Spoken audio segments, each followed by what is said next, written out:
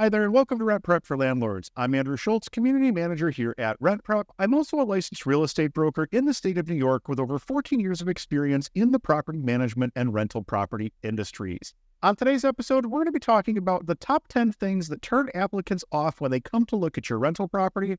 We're going to take a look at some different issues that applicants experience when they're out there looking for a new home. And if you're able to eliminate some of these barriers, you can wind up with a much broader pool of applicants to choose from. We got a lot to talk about today, so let's go ahead and jump right in. First and foremost, I want to talk about scheduling showings. If it's difficult to schedule a showing or scheduling showings is only available during very limited time frames, you're artificially limiting the number of people who are going to be able to come out and see your property. And that in turn is going to limit the overall pool of applicants that you have when it's time to make a decision as to who's ultimately going to be renting. I recommend running open house style showings at your property and scheduling as many people as possible during a 1 to 2 hour time frame, just like an open house on a property that's listed for sale. Make these open house times convenient for people, such as evenings and weekends, in order to increase the overall number of people that are able to make it out to take a look at the unit. Typically, we don't do a single person showing unless there's no other option. We always try to do these open house style showings whenever possible. Another good option for people who may be moving from outside the area is to do a Zoom call or something along those lines. That's a great way to walk someone through a property when they can't physically make it to the property to actually see it themselves. And the nice thing is you can combine that with an open house style showing as well. Schedule it just before or just after your open house time. Have everybody jump on the Zoom call all at the same time. You can walk everyone through and answer any questions that they might have before or after your regular open house.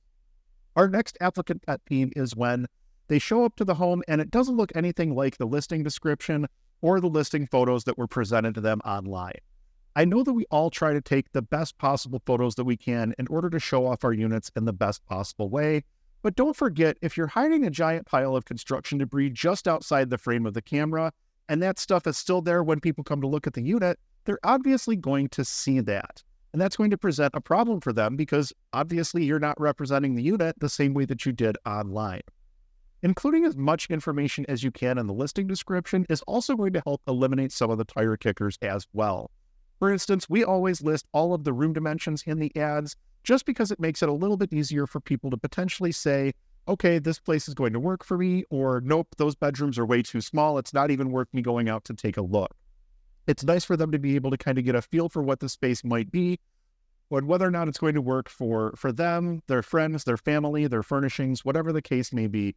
It's nice to include as much information as you can in the apartment listing for that reason. Another thing that I see missing in a lot of apartment descriptions is who's responsible for what utilities, as well as who's responsible for things like lawn and snow care, which is certainly relevant in a cold weather climate like Buffalo. So make sure that you're including that information as well when you do your listings so that everyone has the information that they need in order to make a decision before they even come out to take a look.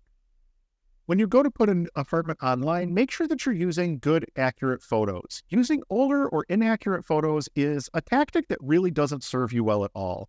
You're just going to wind up burning through potential leads as they show up and realize the property simply has not been represented the way that it was online or in the listing or whatever the case may be. Keeping along the same lines as bad listing photos, we need to talk about cleaning before you show a home. I'm not saying that the unit needs to be perfectly spotless, but it should also not be obviously dirty. Showing dirty apartments will be a turnoff to good applicants, and it's a bad representation of the property, the apartment, and you as the landlord. So if you aren't cleaning up the unit before you show it, you are doing yourself and your applicants or potential applicants a big disservice. When we lease out an apartment, we try to get it as close to hotel clean as possible. We know that we aren't going to get it back hotel clean.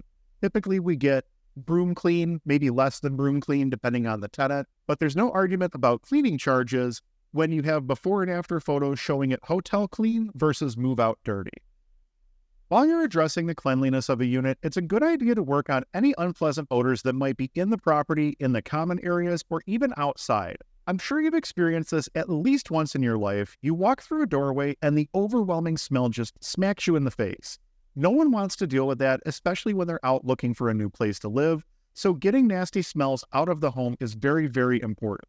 Generally, a good deep cleaning will eliminate a lot of the odors that you're going to encounter, but sometimes you may need to do things like repaint a room or replace the carpets to get rid of a particularly heavy odor.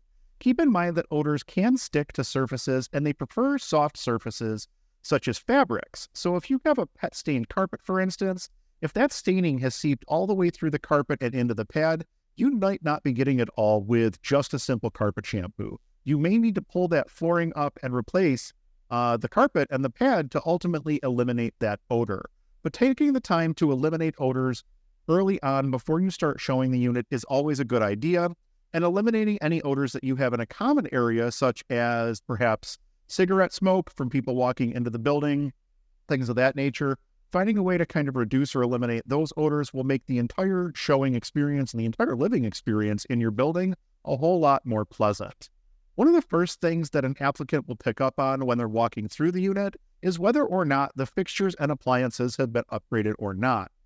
Again, I'm not saying that you need to go out and buy brand new appliances and brand new light fixtures between every tenant, but if you have appliances that have signs of wear, or maybe some rust starting, or a broken crisper drawer, or a stove burner that doesn't work, it's time to fix or replace those items. Especially when it comes to appliances, they should be working as designed, and that means that the ice maker needs to work, all of the burners need to work, whatever features are included in that appliance should all be working at the time that you start showing the unit, and they should certainly be working by the time someone moves into the unit. And if they're not working, or if there are items that are missing, that's going to be a situation that will probably prevent people from applying for the apartment. It's one of those situations that it shows a lack of maintenance on the part of the landlord, and it reduces someone's willingness to say, yeah, I think that this is the right place for me. If appliances are not being maintained, what else is sliding is really what applicants are starting to think when they start to notice stuff like that. When it comes to fixtures, having working light bulbs in every fixture and having cover plates on every switch and outlet, things like that are the absolute bare minimum. If you have a fixture that's not working correctly, or you have a blown bulb in it or something along those lines, swap it out immediately. Fixtures are often overlooked, except during the larger upgrades when you're doing maybe a whole home renovation or something like that. You may not have the latest and greatest in your home, and depending on your market, you may not need the latest and greatest, but replacing fixtures when the finish starts to wear is a good starting point, or anytime that something is damaged, it's a good starting point. That's when you should be looking at replacing those types of things. Now let's say that the applicant has made it through the showing process and they want to apply for your apartment. Having a complicated application process will absolutely be a deterrent to you in getting your unit rented out. Yes, you should have a process for people who are interested in applying, and yes, it absolutely needs to be the same process for every applicant. Whether you're using paper applications or digital ones, you're going to want to know what your application process is going to be prior to distributing any applications, prior to anyone applying for the apartment. And you're going to need to be able to explain that process to people who are looking to apply. So if it's paper applications, you're going to need to be able to tell them, return this application with your fee along with X, Y, and Z supporting documentation.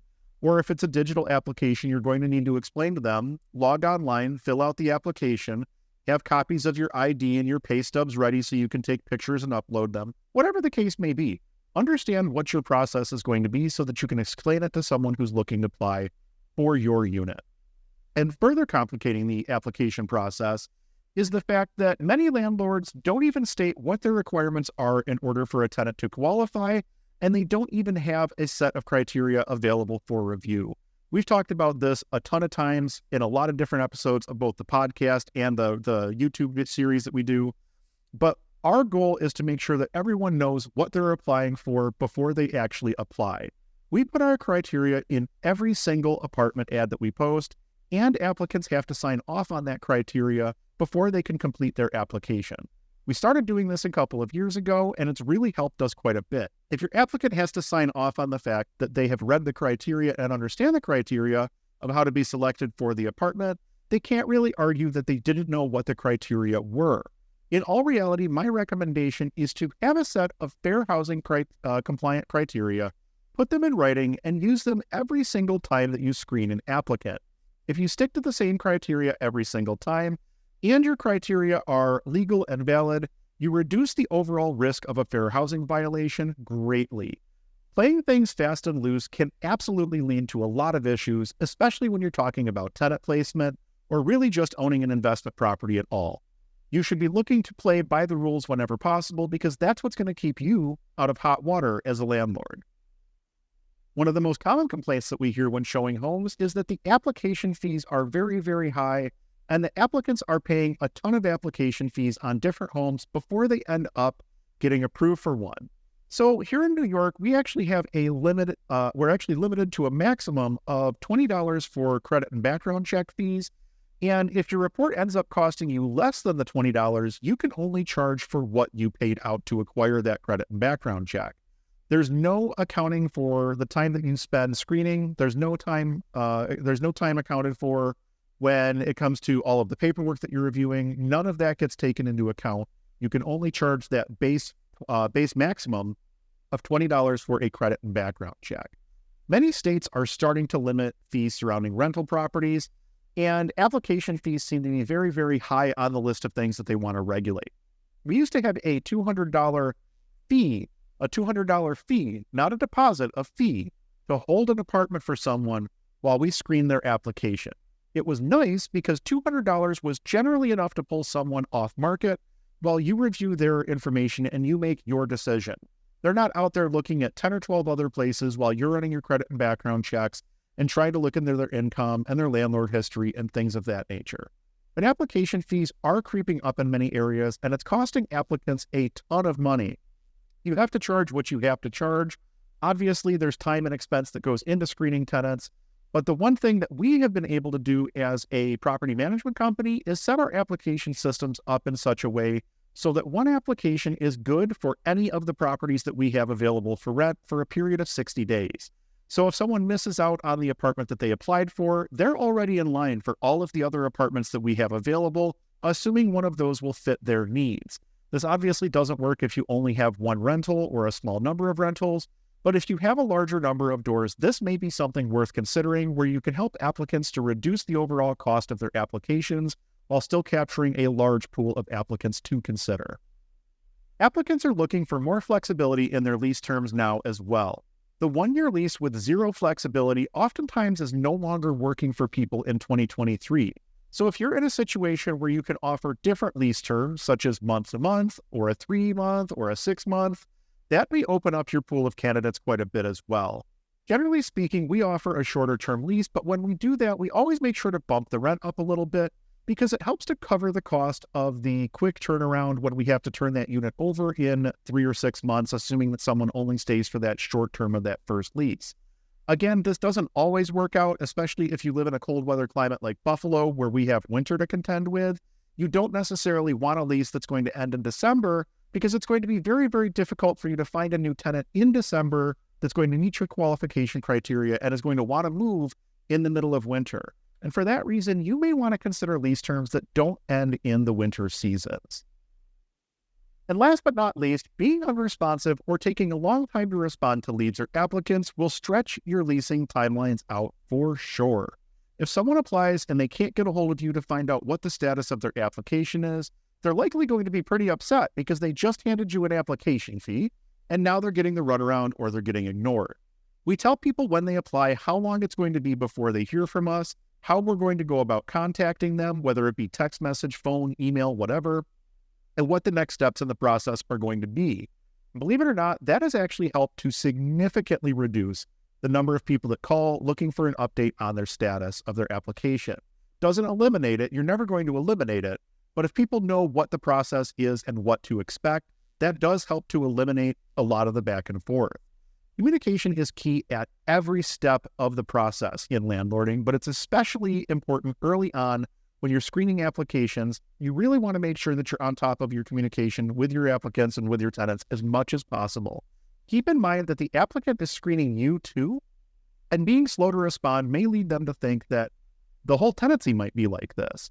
Are repairs going to get done quickly? Is my landlord going to be available if there's an emergency? Things like that. All of those are valid concerns, especially for someone who is not being communicated with before they've even moved into the unit. They're certainly going to be wondering what it's going to be like to live in that unit after they move in. Are they going to be able to get a hold of the landlord when something bad happens or when there's an emergency? We've said it before and we'll say it again, screening applicants is always a snapshot in time. There's nothing that says that an applicant's not going to turn around and lose their job 3 days after they're approved for an apartment, but it's important to do everything that you can on the front end to try to make sure that you're getting the best quality tenant that you can through your application process. There are a lot of ways that you can reduce the number of barriers between that applicant and your apartment, and I hope that this video was helpful in helping you to get to that point. So there you have it. 10 ways that you can improve the number of applicants in your pool and find a stronger tenant faster. How's leasing going in your area? Are you starting to see apartments sit on the market for longer periods of time? Drop us a comment down below and let us know what you're seeing in your area. Don't forget to like and subscribe. I'm Andrew Schultz with rentprep.com, and we'll talk to you soon.